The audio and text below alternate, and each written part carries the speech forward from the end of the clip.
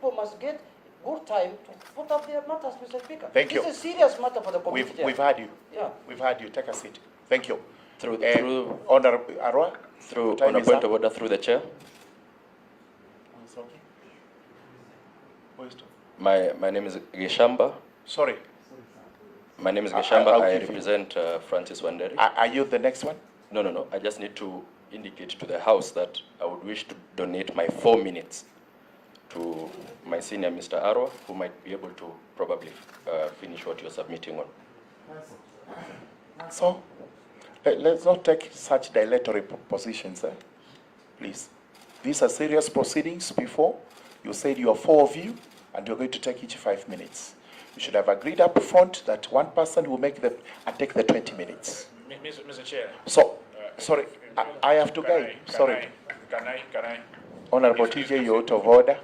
Who is the next person? It's interesting that every time I stand, I'm out of order, even when I don't. But you can't also bulldoze. Well, but you see, I must be all right. recognized, unless you want to make proceedings which are adverse to me. Mr. Chair, we are handling a very important issue in this nation. We must be seen to be fair. We must be seen to apply our minds to the Constitution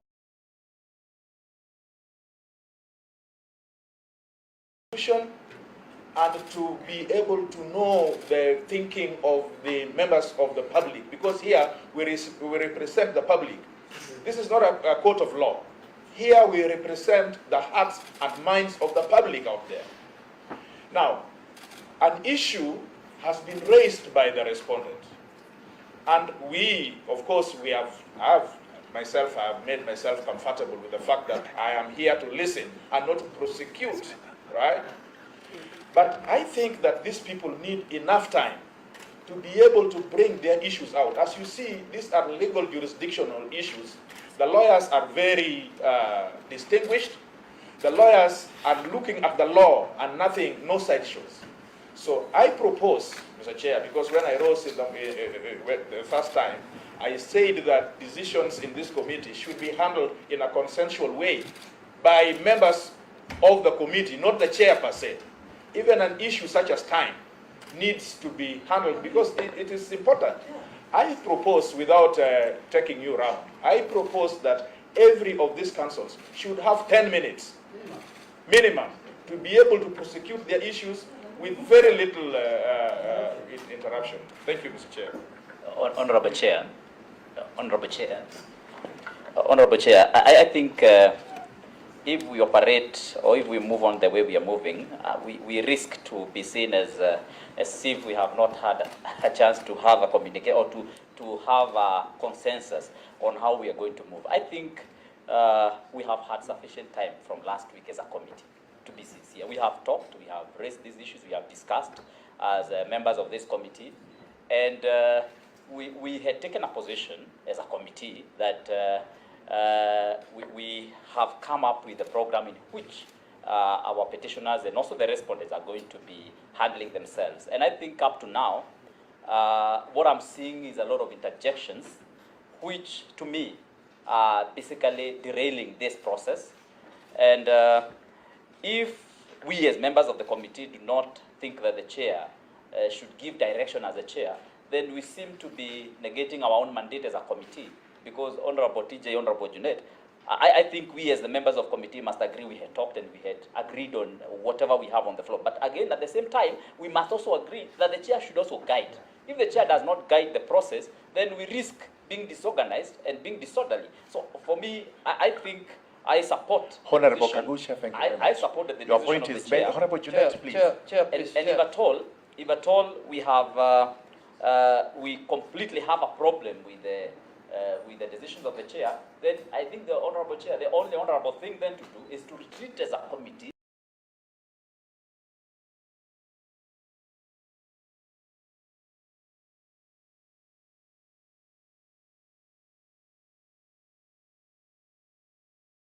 And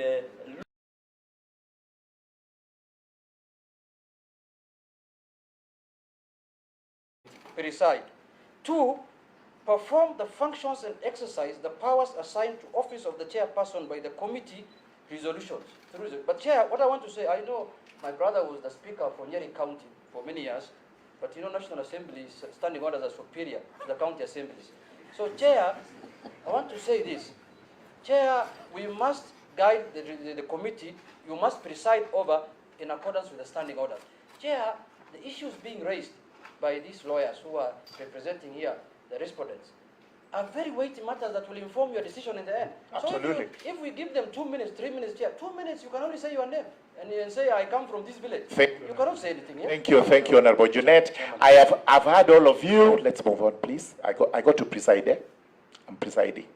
So what we do is, I've had Honorable Kagusha, I have had Honorable Jeanette, I've had TJ.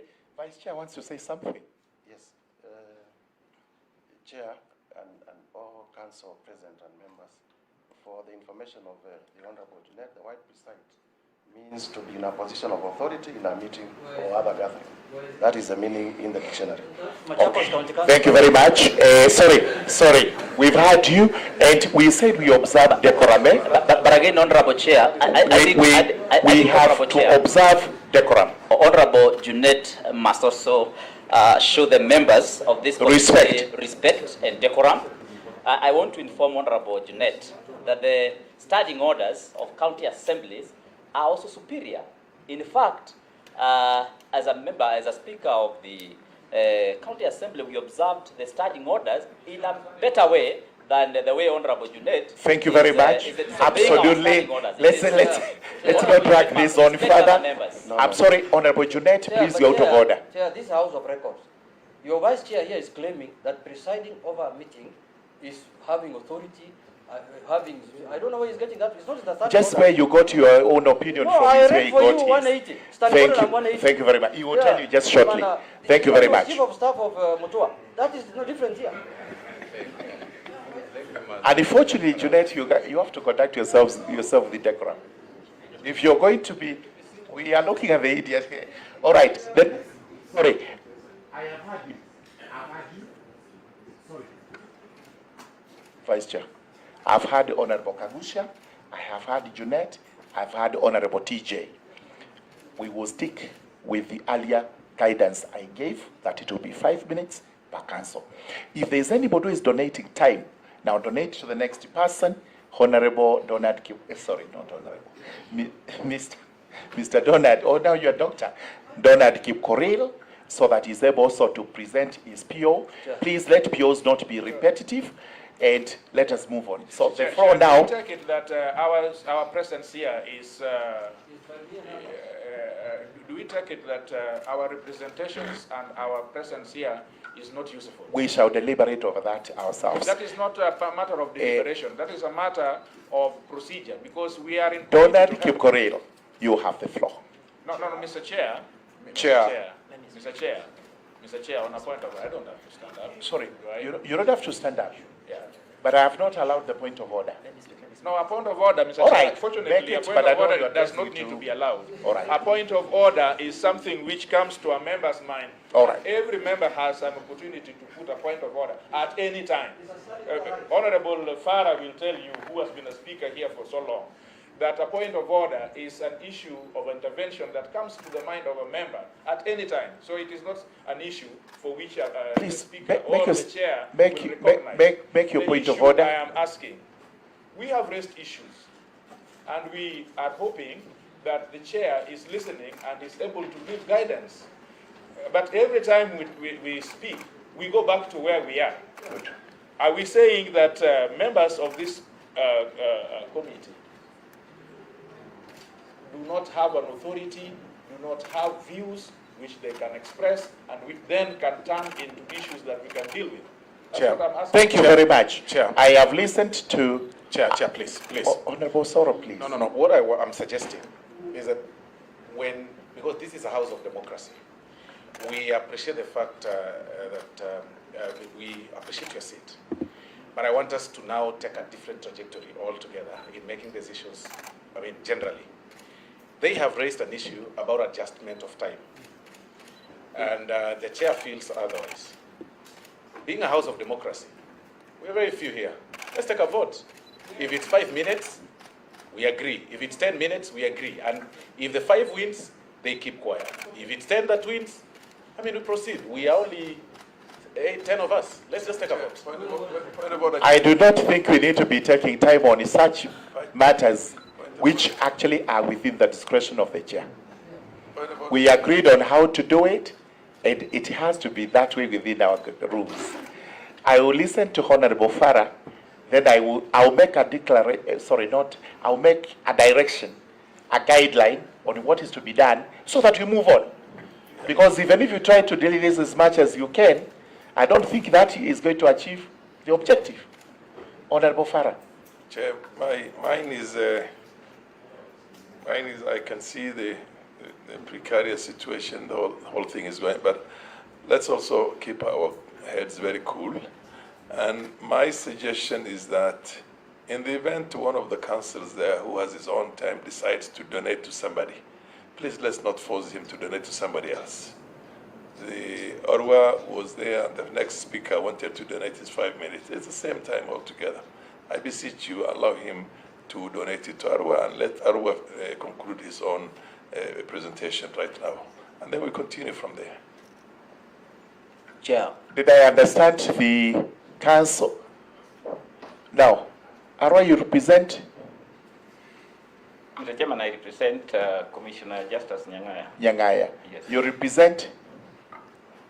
Mr. Chair, I represent Commissioner Francis Wanderi. Wanderi. So Wanderi donates his 5 minutes to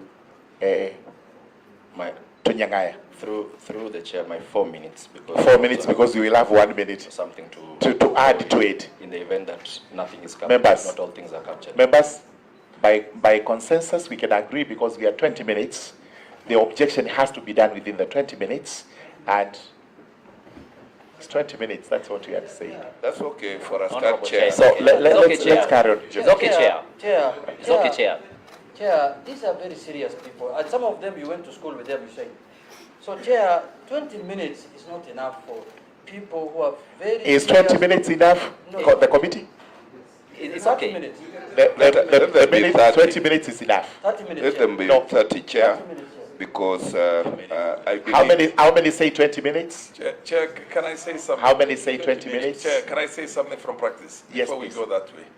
Chair, I remember I chaired the plenary one time when Honorable Kimunya was being censured. And because he wanted more time, I gave him the more time because you can understand the gravity of the people who are here. So if we say 20 minutes and 30 minutes, the difference is only 10 minutes. So let's allow them so that they can see that they have the justice that they need. Thank you. Okay, thank you. Thank you. I think it makes sense. We take it from senior member of the House. Let it be 30 minutes. We will have 4 more minutes donated to Arwa.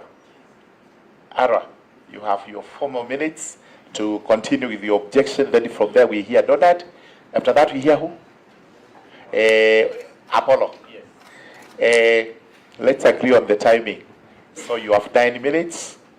Out of that remains 21. 7.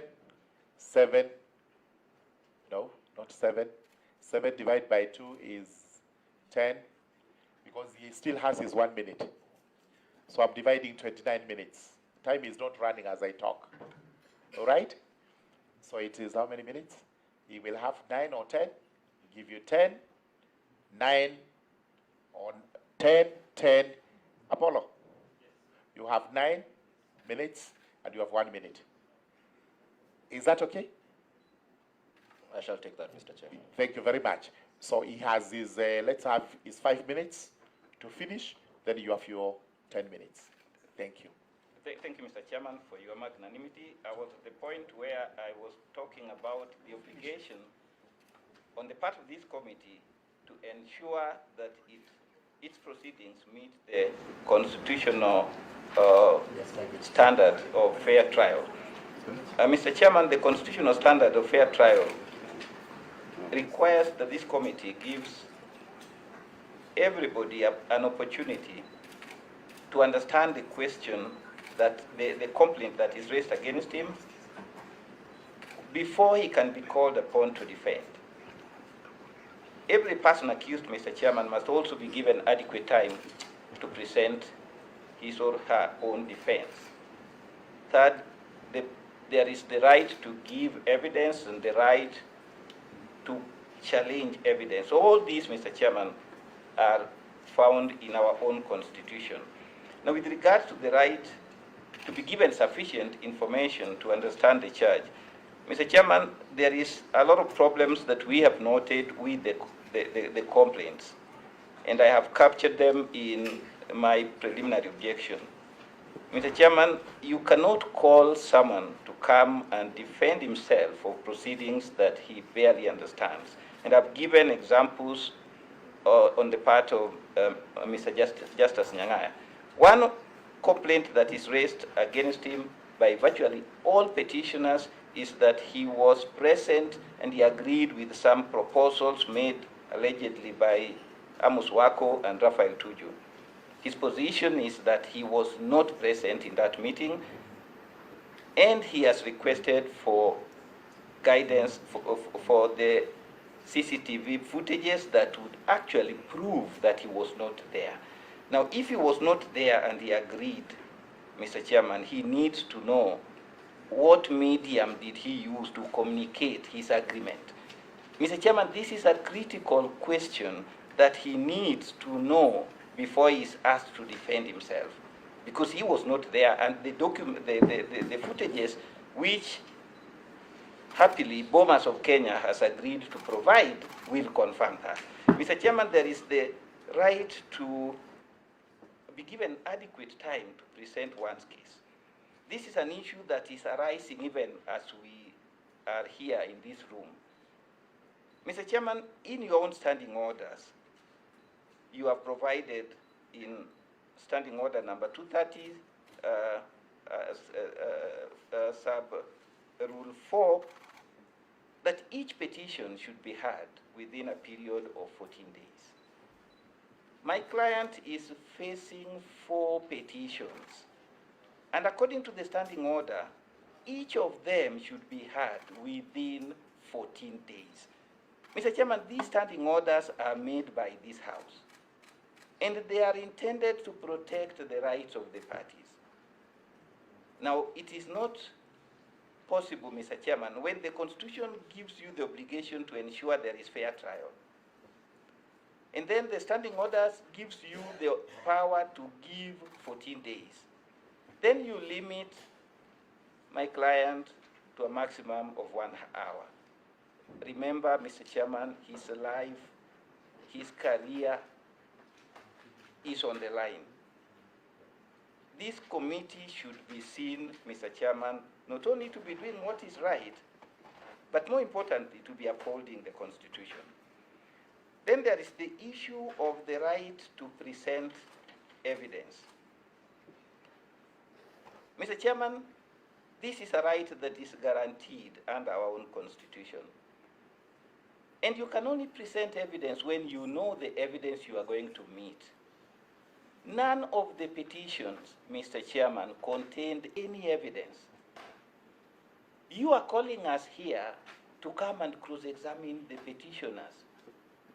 It is expected, and we have litigated with you. You cannot challenge evidence that you don't know. And that is the reason why the Constitution makes it mandatory that you serve me with the evidence you are going to use against me, so that I can prepare with my advocate, so that I can come and cross-examine you.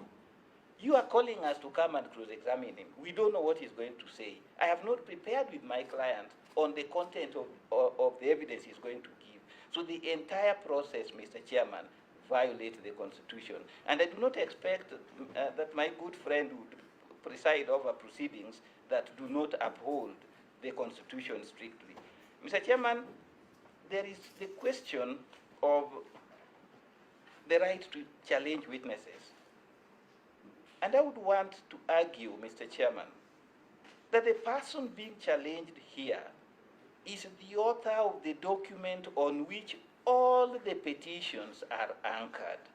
And that is none other than the chairman of Iebc. Every petitioner recites the content of his affidavit. Asking this gentleman here, a question regarding what allegations that were made by the chairman of IBC is futile. I've given you the example of my client who, as a matter of fact, did not attend the meeting which is alleged to have attended. You're on matters of evidence. Well, cancel your matters of evidence now. But allow me just to finish with one point. All right, I have a minute. Yes, Mr. Chairman, there is the petition by Geoffrey Langat, which does not require or ask this commission to remove my client. I do not think this committee has the power to entertain that petition under your own standing order number 230, because it is not a petition seeking the removal of a commissioner. It merely requests you to deliberate. And that therefore means that that particular petition is incompetent and ought not to be heard. Thank you, Mr. Chairman. Thank you very much. I have some lights in front of me. Yellow means you have 2 minutes when it goes on. I will just give you half of that. Red means you have 1 minute. So once you see that, you know you're being notified not to be speaking after the time lapse. When I put it off, it's over. Donald, you have 10 minutes. Chairman, when my client was served with the petitions last week, she gave me copies of the petitions. I immediately wrote to the clerk of the assembly to confirm those petitions. The one by the Republican Liberty Party is 22 pages. The one by Reverend Dumbi is 31 pages. The one by Geoffrey Langat is 5 pages. And the last one by Award Steve Jerry is 6 pages. Those pages are very important, Mr. Chairman. Once the whole House of Parliament or a committee basically constitutes itself into an impeachment proceedings committee, it becomes a court of law. And the basic principle of law is parties are bound by the pleadings. So the 4 petitioners are bound by the pages I've referred to.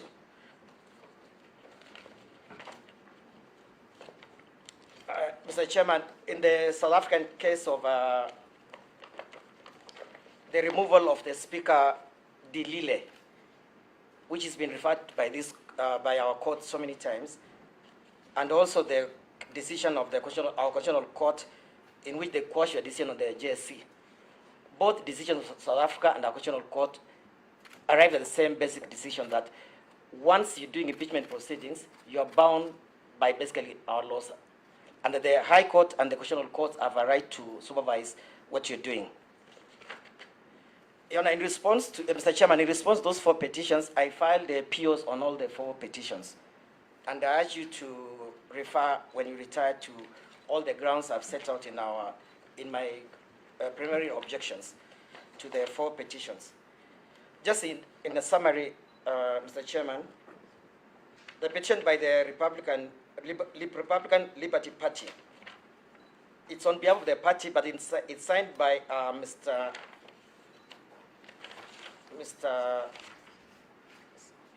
Just 1 minute, Chairman.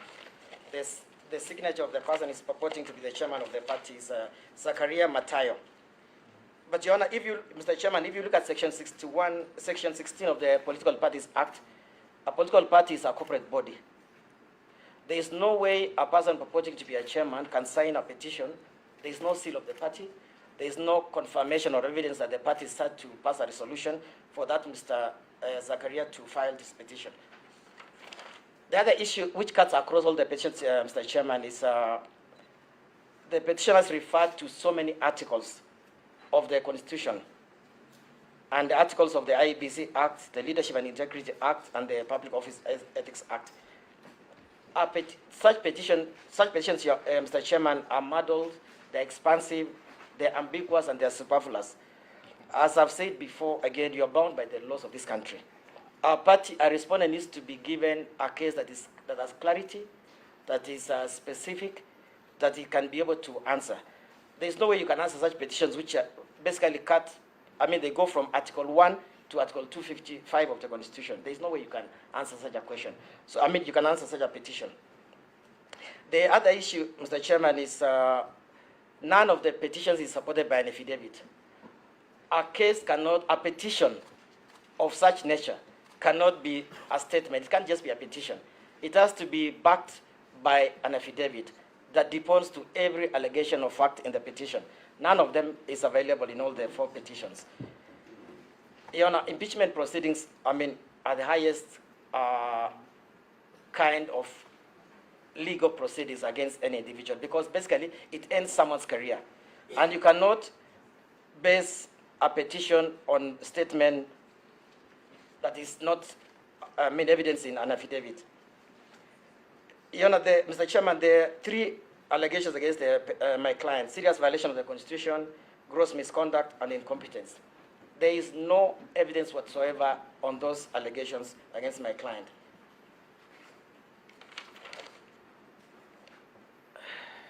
Your Honor, the other issue is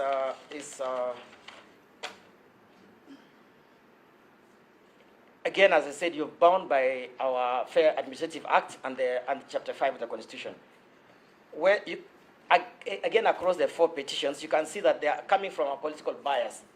And that's, again, an ingredient in our legal system. Where a petition is motivated by bias, then it's not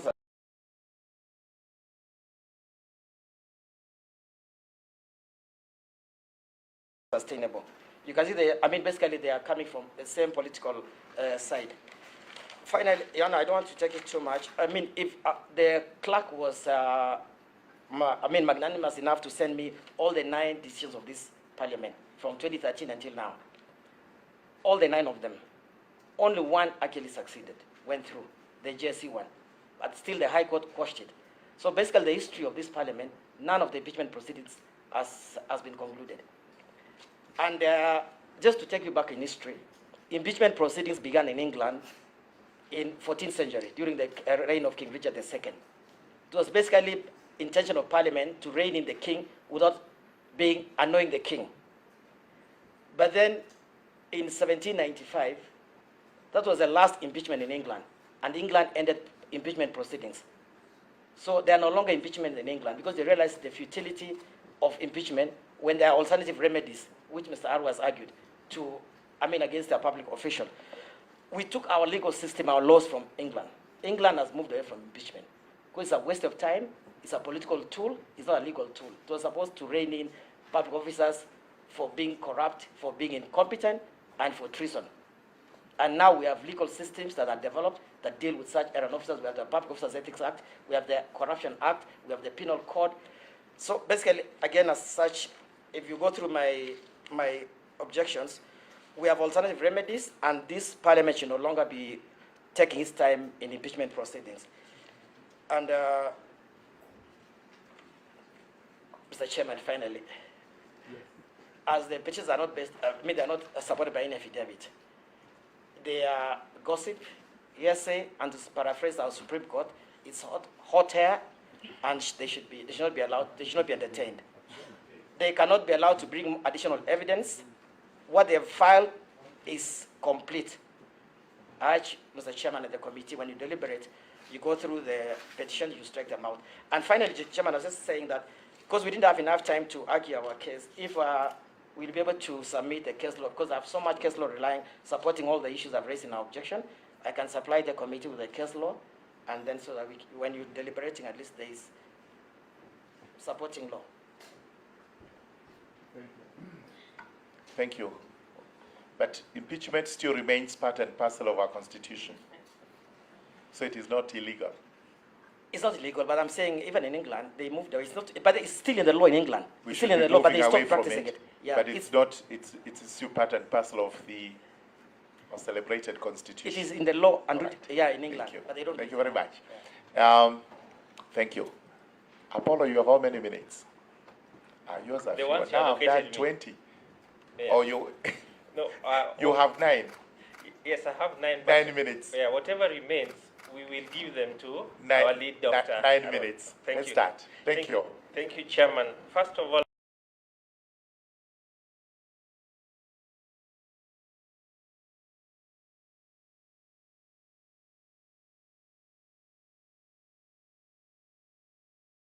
let me first congratulate.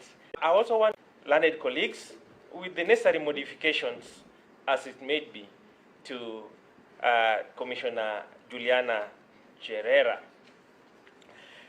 Now, Article 250, sub-article 9 of the Constitution, that is where the immunity of commissioners are. And it states very well that a member of the commission or a holder of an independent office for anything done in good faith in the performance of the function of that office, they shall not be victimized. And when you retreat, please look at Article 50, sub-article 9. And that one is for all the 4 petitions. Now, going straight to each individual petition, some have been, I don't want to be repetitive, but let's start with the first petition by Republican Liberty Party. The petitioner is different from the signatory. The petitioner is Republican Party. Then it is signed by Zakayo Matayo. So there is no petition there. Honorable Chair, let's go to petition number 2 by Reverend Dennis Ndwiga Zumbi. Again here, this petition falls flat on account of Article 250, sub-article 9 of the Constitution. Pardon? Yes, that is the immunity section that you cannot hold against the commissioners who are doing their work and did their work in a fairly and in good faith, performed their function. Honorable Chair, the drama starts with the petition by Geoffrey Langat. Now, Geoffrey Langat, which does not pray for any removal first of any of the commissioners, but refers to somebody, one Juliana Cherere. There is no such a person in IEBC called Juliana Cherere. We have Juliana Cherera, not Cherere. So the removal here is not of Juliana Cherera. Here we have Juliana Cherere. Probably by the time they are making their submission, they'll tell us who that person is. And of course, we will not allow any amendment to this petition. There they are. Now, again, Honorable Chair, if you look at the petition by Owur Steve Jerry, again, seeking removal of an unknown person, Juliana Cherere. There are no such officers by that name in IEBC. The sum total of my submission is that there is no petition before this House, before this committee, capable of being investigated. And the last issue that I want to speak about is what my learned colleague, Dr. Arwa, talked about. If at all this committee was to be seized of this petition, there is a very elaborate procedure that should have been followed, including going to PSC, including other forums before finally landing where we are right now. And if at all, again, this committee was to be seized of this petition, what they have to do first was to lift the immunity in Article 250, sub-article 9. As far as we are concerned, such immunity has not been lifted. Your Honorable Chair, I donate the rest of my minutes that are remaining to Danstan Omari. Thank you very much, Chair. You represent Cherera, Yes, and he represents the Cherera. three of us. Yes. It's left two. How many more minutes, Chair? Two. You can indulge us with 1 minute. Others are a minute. Chair, No problem. Give you 3 minutes. thank you very much. Chair, the sum total of the submissions of my colleagues is that procedurally this motion has not met the threshold to be admitted. 2, under the parliamentary standing orders, these petitions are 4. Our client is supposed to have been given at least 14 days for each petition. Cumulatively, that should be 56 days. That has been waived purely because our client, who is the vice chair, is supposed to be handed over power after the retirement by the current commissioner, the chairman of the commission. So we urge this committee not to fall into that political trap, to move so fast, and recommend so that a tribunal is set to remove the current vice chair. Every indication looks at that. The legal requirement, the constitutional requirement have been intentionally been flouted to allow the current chair to continue in the absence of the 4. May that be taken very seriously, that this country, this commission, this JLAC is holding the country at ransom. The decision of this committee is likely to impact this country in a manner unknown as serious constitutional crisis. The free-serving ones are leaving. The 4, there is a political intention to remove them. We are heading to a serious national crisis. May the committee see deeper than what is being put here. Chair, Thank you. Chair, Allow him so that he can be paid 1 minute. just less than a minute. As we are paid, we represent. Let him put you. one word. What word is he putting? He finished his No. minutes. He has only one word. He has All right, instruction. one word. Only one word. All right, Chair, so that thank you we are fair. Thank you Let's for be indulging. fair to Apollo. Thank you. Apollo, one word. Half a minute. Thank you, Chair. I want to invite the committee to the Oaths and Statutory Declarations Act, Chapter 15 of the Laws of Kenya. Now, the petitioner that is the Republican Party, Liberty Party, has alluded to evidence which largely is pegged to the chairman of IEBC affidavit that he presented before the Supreme Court. He has not presented evidence by himself of what he knows by himself in regard to the conduct of the vice chair of the IEBC.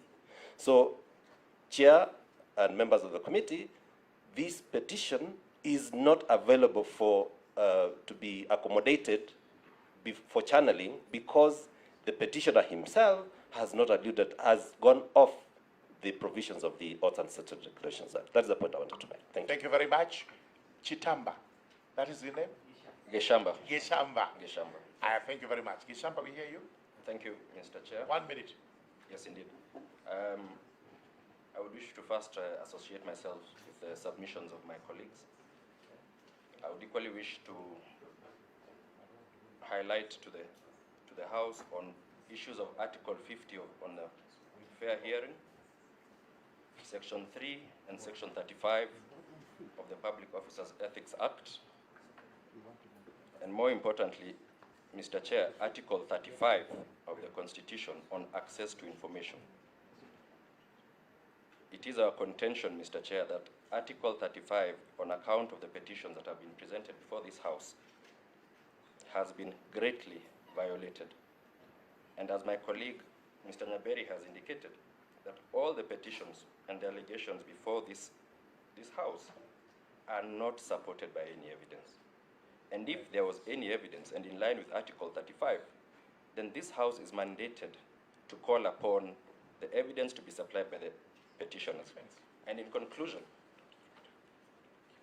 I will just indicate that perhaps, and on the face of the petitions, these are petitioners who have come out as persons who had their feelings hurt by the alleged actions actions of the four commissioners. And there is no forum under law that provides for hurt feelings, and definitely not this House. And as per your prayer, Mr. Chairman, and I would quote, that you sought that the deliberations be seen to be fair, just, and right. And we extend that opportunity back to the floor for the objections that have been raised before you to be given the due consideration on account of the lives of the petitioners before you. That is all. Thank you. Thank you very much. We've heard you. We need to give you some decision in a few minutes. The most important objection that you have raised is on jurisdiction. Because once we resolve that... A point of order, Mr. Chairman. Would the other counsel for the other parties, petitioners, be given an opportunity to respond before Chair, you take it on? Which counsel? For the petitioners. For the petitioners. Does he wish to do so? Procedurally, you wish yes, to do so, Mr. Chairman. Chair, he didn't ask you for it. I thought he was satisfied. But if he wants to say anything, let him say so. I'll get my time and I'll respond at that particular time to all the issues raised. Thank you very much. So the issue of the jurisdiction, your response would be we have jurisdiction. So why don't we go and determine whether we have or we don't? Yes, there is jurisdiction for this committee. Chairman. Chair, on the point of order. Of course, as a matter of procedure, which Chair, you know I don't want to belabor, Senator Kongo has a right to respond to the issues raised by the respondents. We are here as non-partisan, neutral people. We want to hear what he has to say. Or even if he has nothing to say, we want to record that he had nothing to say when called upon to speak. All right. He has forfeited, actually. So thanks, Chair. Thanks, Chair, for your compliments. I just say that I'm going to get my time, and at that appropriate time, I respond to the emerging issues raised. Thank you very much. Thank you. I think that is sufficient for now. What we do, because more people are in here, it is the members who will move out. I will take them to the boardroom with the council, and in possibly maximum 20 minutes, we'll be back. So parliamentary council, so that they can guide us on everything. So in 20 minutes, maximum 20 minutes, we'll be back. And we shall give you a ruling. And please, from there, whichever way it goes, we must now proceed, or if we have no jurisdiction, we must terminate the proceedings. Thank you. Jeanette, perhaps you can give me this a forum. Perhaps it's important for him to understand that he cannot respond to this issue once we have made a decision on it. Chair, if that's the case, if that's the case, I'm guided. I stand guided. I didn't know that